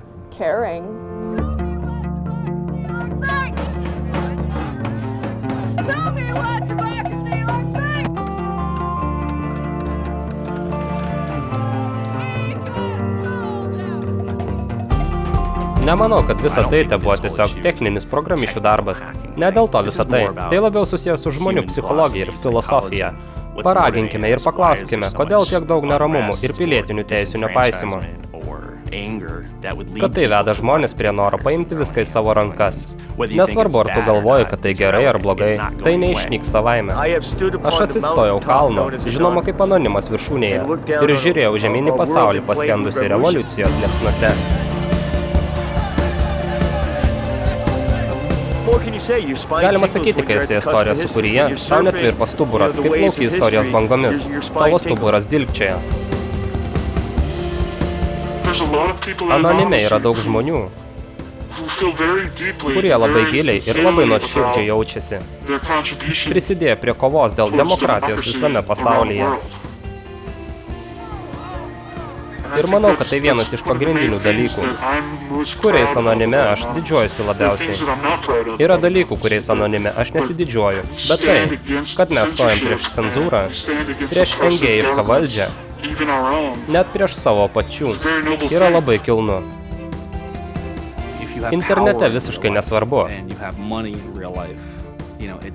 kiek suknistos galios ar pinigų turi tikrame gyvenime. Internete svarbiausia tavo tikrosios idėjos. Kiek iš tikrųjų esi protingas, kiek kokybiškas. O kai tam tikros organizacijos užsimano perkelti savo realaus gyvenimo galią į internetą, to paprasčiausiai po velnių nebus vien dėl anonimo. Istorija mus moko, kad pokyčiai nėra lengvi kaip gėlytės. Ne taip viskas vyksta.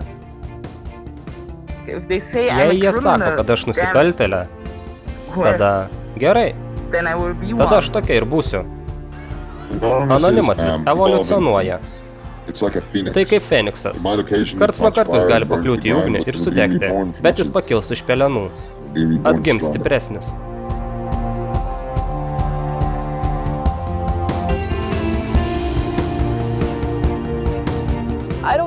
Man nesvarbu, demokratas tu ar respublikonas, ar nepriklausomas, ar tau patinka Ronas Polis, ar tu dievini balandžius, ar scientologiją, ar tu katalikas, ateistas, ar metodistas.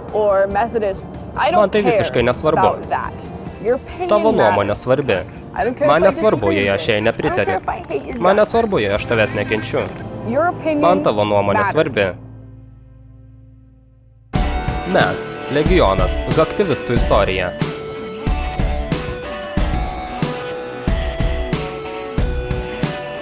Tekstą vertė Makaulis, redagavo Justytė, įgarsino Pagonis, Viralo komanda.